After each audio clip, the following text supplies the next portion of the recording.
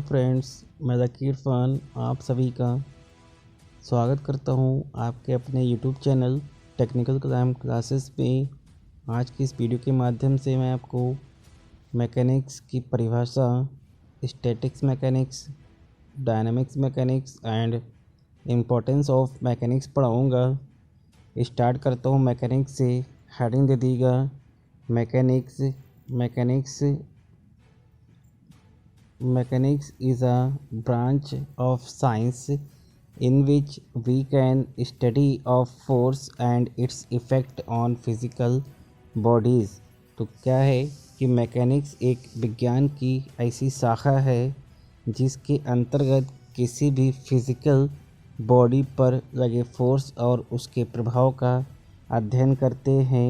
जैसे कि ये कोई फिज़िकल बॉडी है, फिज़िकल का मीन्स जिसको आप फिज़िकली टच कर सकें।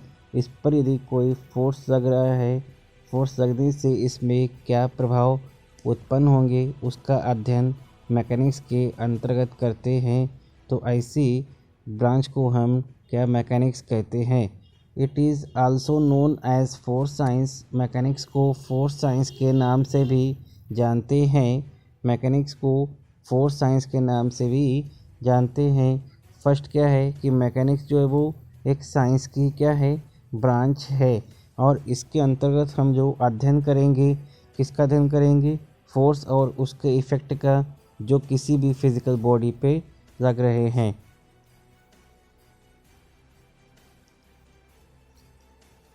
फिज़िकल बॉडी क्या होती है। फिज़िकल बॉडी को 2 पार्ट्स पे डिवाइड किया गया है। First one is solid body and second one is fluid body.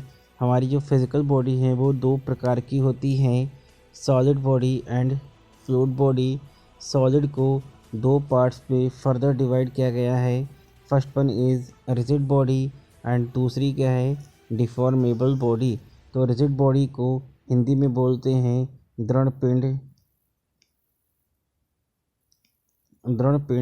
Hindi में इसको बोलते हैं दृढ़ पिंड। और डिफॉर्मेबल बॉडी को हिंदी में बोलते हैं विरूपण पिंड।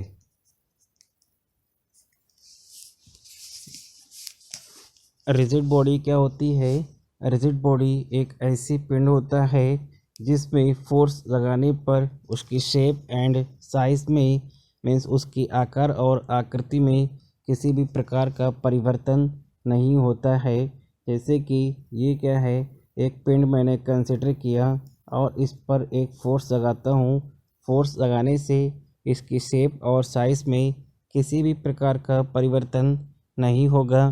तो ऐसे पिंड को हम रिजिड पिंड कहेंगे।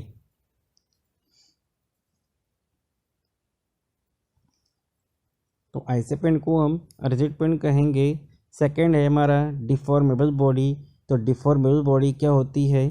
डिफॉर्मेबल बॉडी ऐसी पिंड होता है जिसमें फोर्स लगाने से उसके शेप एंड साइज में परिवर्तन हो जाता है। जैसे कि ये पिंड है, इसमें क्या है कि फोर्स लगाने पर इसका जो शेप है और साइज़ है वो डिफॉर्म हो जाएगा। कुछ इस प्रकार से डिफॉर्मेशन हो जाता है। तो ऐसे पिंड को क्या कहेंगे, ऐसे पिंड को हम डिफॉर्मेबल पिंड के नाम से जानते हैं।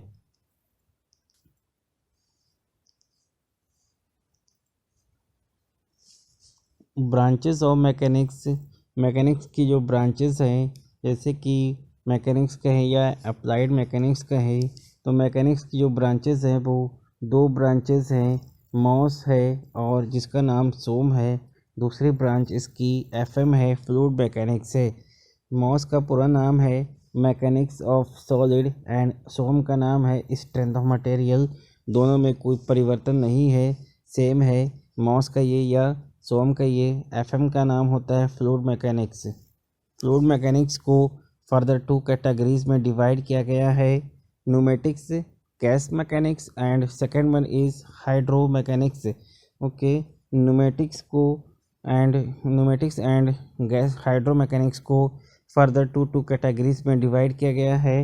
न्यूमेटिक्स को हाइड्रोस्टैटिक्स एंड एरोडायनामिक्स के नाम से जानते हैं। और जो हमारा हाइड्रो मैकेनिक्स है, इसमें एक है फ्लूइड स्टैटिक्स है, दूसरा हमारा फ्लूइड डायनामिक्स है। ओके।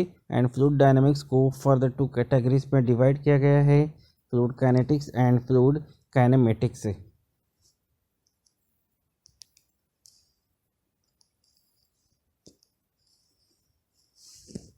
मैकेनिक्स ऑफ सॉलिड मास को फर्दर टू कैटेगरीज में डिवाइड किया गया है, mechanics of rigid body and second one is mechanics of deformable body. Mechanics of rigid body में हम एक ऐसी बॉडी का अध्ययन करते हैं जिसमें फोर्स लगाने पर उसकी शेप एंड साइज में परिवर्तन नहीं होता है, और डिफॉर्मेबल बॉडी एक ऐसा पिंड होता है, एक ऐसी बॉडी होती है जिसमें फोर्स लगाने से उसकी शेप एंड साइज में परिवर्तन हो जाता है, तो उसे हम डिफॉर्मेबल बॉडी जानते हैं। मैकेनिक्स ऑफ रिजिड बॉडी को फर्दर टू कैटेगरीज में डिवाइड किया गया है, statics and dynamics. And dynamics को भी टू कैटेगरीज में डिवाइड किया गया है, काइनेटिक्स एंड काइनेमेटिक्स।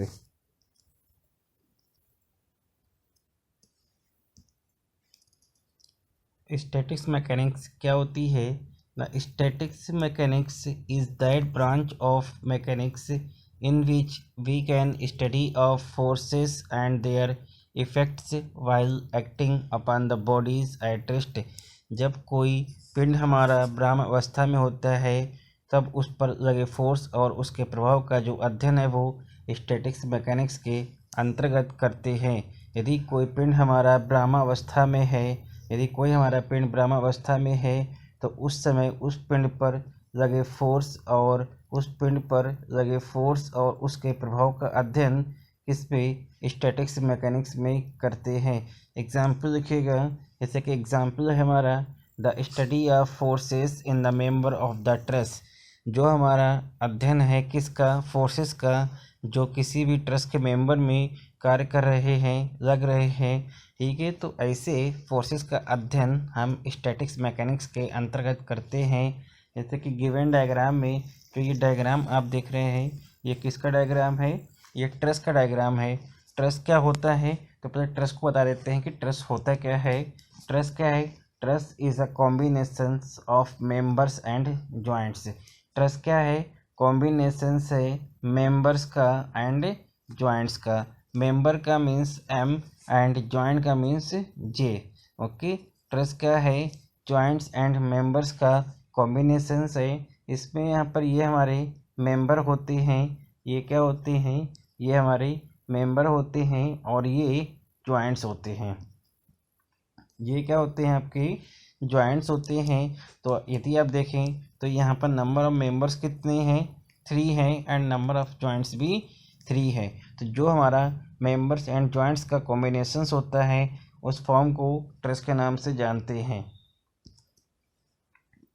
जैसा कि गिवन डायग्राम में आपको दिख रहा है कि ये यहाँ पर मेंबर्स हैं, ये यहाँ पर क्या है? मेंबर्स हैं, और ये यहाँ पर जॉइंट है। तो जो मेंबर्स में फोर्स डेवलप हो रहे हैं वो फोर्स हमारा कंप्रेसिव है या टेंसाइल है।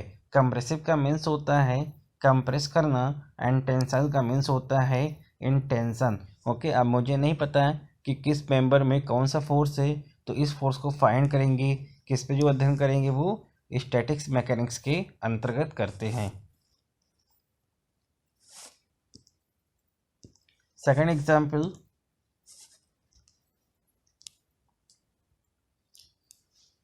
एग्जाम्पल है हमारा the study of forces acting on a book lying on a table. Means मेज पर रखी हुई ब्रह्म अवस्था में बुक पर लगे जो फोर्सेस होते हैं उनका अध्ययन भी हम स्टैटिक्स मैकेनिक्स में करते हैं।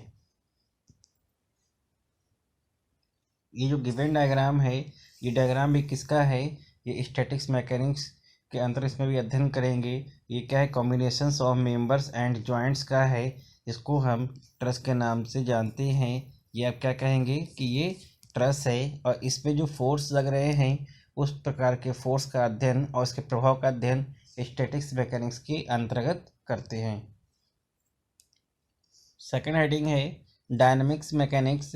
The dynamics mechanics is that branch of mechanics in which we can study of forces and their effect while acting upon the bodies in motion। यदि कोई पिंड हमारा गतिमान अवस्था में है, उस समय उसमें लगे फोर्स और उसके प्रभाव का अध्ययन जो है वो डायनेमिक्स मैकेनिक्स के अंतर्गत किया जाता है।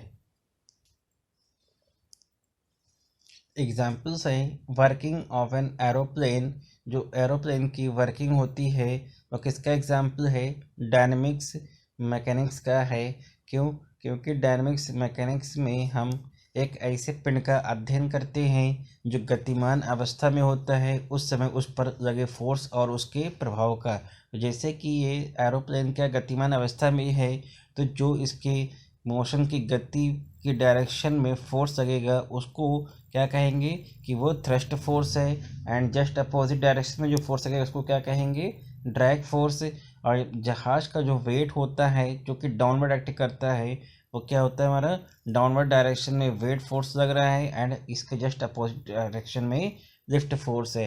राइट, इन फोर्सेस का अध्ययन किस पे? डायनेमिक्स मैकेनिक्स के अंतर्गत करते हैं। सेकंड एग्जाम्पल है हमारा वर्किंग चैन ऑफ बाइसाइकिल। में जो बाइसाइकिल होती है उसकी चैन की भी वर्किंग जो होती है वो डायनेमिक्स मैकेनिक्स में आता है। जैसे कि आप जानते हैं जो चैन के पास ये पैडल होता है, पैडल पर एक फोर्स अप्लाइड करेंगे तो इस पे मोशन कहाँ होगा? इस पे मोशन फॉरवर्ड डायरेक्शन में होगा। इसे मोशन फॉरवर्ड डायरेक्शन में होगा, जस्ट इसके अपोजिट ये हमारा फ्रिक्शन एक्ट करेगा और जो व्हीकल है इसका वेट, बाइसाइकिल का वेट कहाँ डाउन करेगा? डाउनवर्ड एक्ट करेगा, जस्ट अपोजिट इसमें रिएक्शन होगी। और एक और यहाँ पर फोर्स इंड्यूस्ड होता है जिसका नाम एयर रेजिस्टेंस होता है। आप किसी भी डायरेक्शन में जाइएगा तो वहाँ पर जो एयर रेजिस्टेंस है वो हमेशा अपोजिट डायरेक्शंस ऑफ मोशन में ही एक्ट करेगा। ये बाइसाइकिल का जो एग्जांपल है वर्किंग चेन का, ये भी हमारा डायनेमिक्स मैकेनिक्स के अंतर्गत आता है। डायनेमिक्स मैकेनिक्स इज फर्दर सब डिवाइडेड इनटू टू कैटेगरीज। जो डायनेमिक्स मैकेनिक्स है इसको भी दो भागों में बांटा गया है, kinetics and kinematics. Kinetics and kinematics, जो काइनेटिक्स है वो एक ब्रांच है किसकी? डायनेमिक्स मैकेनिक्स की है, जिसके अंतर्गत हम किसका अध्ययन करते हैं कि उस पर जो फोर्स लगे हैं और उसका मास है उसका भी अध्ययन करते हैं। गति के साथ साथ और फोर्स और पिंड के मास का भी अध्ययन करते हैं काइनेटिक्स के अंतर्गत। सेकंड हेडिंग है काइनेमेटिक्स। तो कह रहे हैं कि kinematics is that branch of dynamics. Kinematics क्या है? ये भी एक डायनेमिक्स की ही ब्रांच है which deals with the bodies in motion. जब हमारा पिंड गतिमान अवस्था में होता है without taking into account the force which are responsible for the motion. जब हमारा यदि कोई पिंड गतिमान अवस्था में होगा तो उस पर जो यहाँ पर फोर्स लगेगा, फोर्स का हम अध्ययन नहीं करते हैं, सिर्फ और सिर्फ गति का। किसका अध्ययन करेंगे? सिर्फ गति का अध्ययन करेंगे। तो ऐसे पिंड को हम काइनेमेटिक्स की ब्रांच के अंतर्गत करते हैं। Importance of mechanics. Next heading हमारी है इम्पोर्टेंस ऑफ मैकेनिक्स। अब मैकेनिक्स की क्या भूमिका होती है? यदि आप मैकेनिक्स पढ़ रहे हैं तो उसकी क्या भूमिका है देखते हैं। कह रहे it is a very essential to study the various laws of applied mechanics. इस जो हमारे पास जो मैकेनिक्स की भूमिका है, हम क्यों मैकेनिक्स पढ़ते हैं? तो जो हमारे पास मैकेनिक्स के नियम हैं उस नियम से हम डिफरेंट फोर्सेस को डिफरेंट बॉडीज़ पे जो लग रहे हैं कि हाउ टू फाइंड, किस प्रकार से हम डिटरमिन करेंगे, किस प्रकार से हम डिफरेंट बॉडीज़ पर डिफरेंट फोर्सेस को फाइंड करेंगे। ओके, जैसे कि जो बॉडी है वो आपकी मे बी ट्रस हो सकती है, या फिर आपकी कॉलम हो सकती है, या फ्लाइट ऑफ एन एरोप्लेन हो सकती है, या फिर वो आपकी प्रोजेक्टाइल हो सकती है, या फिर मोशन ऑफ व्हीकल हो सकती है, लाइक एज कार्स हो गया, बसेस हो गया एंड ट्रेन्स हो गए। ओके, इस प्रकार की जो हमारे पास क्या है कि ऑब्जेक्ट हैं या बॉडीज़ हैं, इस पर डिफरेंट फोर्सेस एक्ट करेंगे। उन फोर्स को आप किस प्रकार से फाइंड करेंगे, इस वजह से हम मैकेनिक्स को सीखते हैं। बस यही भूमिका मैकेनिक्स की है। जैसे कि गिवन डायग्राम में ये क्या है, एक ट्रस शो किया गया है और ट्रस में टेंसाइल फोर्स हो सकता है, कंप्रेसिव फोर्स हो सकता है, वेट फोर्स होता है, हॉरिजॉन्टल एंड वर्टिकल होता है, रिएक्शन होता है। आप इसको किस प्रकार से फाइंड करेंगे? यदि आपको मैकेनिक्स का ज्ञान नहीं है, यदि आपको मैकेनिक्स का ज्ञान नहीं है तो आप इन फोर्स को फाइंड आउट नहीं कर सकते हैं। यही इम्पोर्टेंस है मैकेनिक्स की कि आप मैकेनिक्स के जो नियम हैं उन नियम का यूज़ करके ये सारे फोर्स फाइंड करेंगे।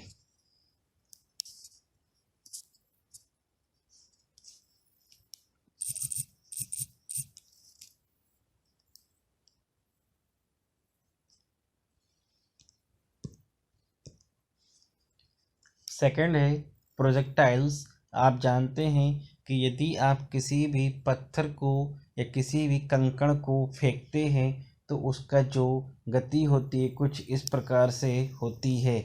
अब इसमें क्या है कि आप उसकी वेग को फाइंड कर सकते हैं, हॉरिजॉन्टल एंड वर्टिकल कंपोनेंट को फाइंड कर सकते हैं, एंगल ऑफ लॉन्च, आपने किस कोण से पत्थर को फेंका है वो कोण आप फाइंड कर सकते हैं, इनिशियल उसकी हाइट क्या थी, time of flight. Time of flight का मीन्स होता है कि जहाँ से आपने कंकड़ या पत्थर को फेंका है और उसको पृथ्वी पर आने में कितना समय लगा, वो हमारा टाइम ऑफ फ्लाइट होता है। एंड डिस्टेंस, डिस्टेंस को हम रेंज भी के नाम से जानते हैं। जो हमारी हॉरिजॉन्टल डिस्टेंस होती है इनिशियल टू फाइनल, वो हमारी रेंज या डिस्टेंस होती है। और आपका जो पत्थर है वो मैक्सिमम कितनी हाइट तक गया, एच मैक्स, आप यहाँ से एच मैक्स को भी फाइंड कर सकते हैं यदि आपको मैकेनिक्स की जानकारी है। यदि आपको मैकेनिक्स का ज्ञान नहीं है तो आप ये कोई भी यहाँ पर पैरामीटर्स को फाइंड आउट नहीं कर सकते हैं। मैकेनिक्स की यही भूमिका है। नेक्स्ट कह रहे हैं types of column used in constructions. Different different columns का यूज़ होता है किसमें? कंस्ट्रक्शंस में। जब भी हम कंस्ट्रक्शंस करवाते हैं तो वहाँ पर डिफरेंट डिफरेंट कॉलम का यूज़ होता है। मे बी वो आपका रेक्टेंगुलर हो सकता है, सर्कुलर हो सकता है। और ये सारे के सारे कैसे होते हैं? एक्सियल कंप्रेसिव लोड होते हैं। राइट, एक्सियल कंप्रेसिव लोड का मीन्स होता है कि जो हमारा कंप्रेसिव स्ट्रेस होता है वो compressive force per unit area होता है। अब यदि मैं आपसे कह दूँ यहाँ पर कि कंप्रेसिव फोर्स कितना होगा, यदि आपको ये स्टैंडर्ड पता है, मैकेनिक्स का स्टैंडर्ड है, यदि आप ये स्टैंडर्ड जानते हैं तो आप यहाँ से कंप्रेसिव फोर्स को फाइंड आउट कर सकते हैं। और ये फोर्स आप तभी फाइंड करेंगे जब आपको मैकेनिक्स का ज्ञान है, अदरवाइज आप इस फोर्स को नहीं फाइंड कर सकते हैं। इम्पोर्टेंस मैकेनिक्स की यही है। नेक्स्ट है motion of vehicles such as car, buses, trains.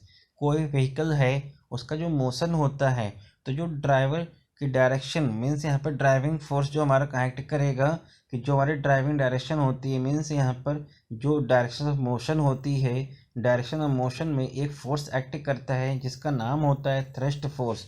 इसका नाम क्या होता है? थ्रस्ट फोर्स, या इसको आप ड्राइविंग फोर्स भी कह सकते हैं। इसके जस्ट अपोजिट में आपका ड्रैग फोर्स लगेगा जिसको हम फ्रिक्शन के नाम से भी जानते हैं। ओके, एंड जस्ट अपोजिट में एक और एयर रेजिस्टेंस भी एक्ट करेगा। और व्हीकल का जो वेट है वो डाउनवर्ड एक्ट करेगा एंड अपवर्ड में रिएक्शंस एक्ट करेगी। और इन सबको आप फाइंड आउट तभी करेंगे जब आप मैकेनिक्स के बारे में जानते हैं। यदि आपको मैकेनिक्स का ज्ञान नहीं है तो आप किसी को भी फाइंड आउट नहीं कर सकते हैं। इम्पोर्टेंस ऑफ मैकेनिक्स आपके समझ में आ ही रहा होगा कि क्या क्या इम्पोर्टेंस है मैकेनिक्स की। जैसे कि जो हमारा व्हीकल है तो जो उसमें मोशन होता है वो कौन कौन सा मोशन होता है कि जो हमारा व्हीकल की ये जो यहाँ पर एक्सेस होती है, यदि इस एक्सेस के रेस्पेक्ट में जो मोशन हो रहा है उसको क्या बोलते हैं कि जो व्हीकल की लॉन्गिट्यूडनल मोशन हो रहा है। कौन सा हो रहा है? ये लॉन्गिट्यूडनल। जो ये एक्सेस इस एक्सेस के अबाउट हो रहा है तो इसको हम बोलते हैं लैटरल मोशन। एंड यदि जेड डायरेक्शन के रेस्पेक्ट में मोशन हो रहा है तो इसको वर्टिकल मोशन बोलते हैं। और ये क्या है? ये व्हील है। आप जानते हैं, कहते हैं कि व्हील क्या करेंगे? रोल करेंगे। तो इसमें रोलिंग मोशन हो रहा है और स्टीयरिंग से जो स्टीयरिंग हमारा होता है उसमें इस प्रकार का मोशन होता है। ये हमारा स्टीयरिंग मोशन है, इस प्रकार के मोशन को भी आप तभी फाइंड आउट कर पाएंगे जब आपको मैकेनिक्स का ज्ञान है। यदि आपको मैकेनिक्स का ज्ञान नहीं है तो आप ये सारे मोशन फाइंड आउट नहीं कर सकते हैं।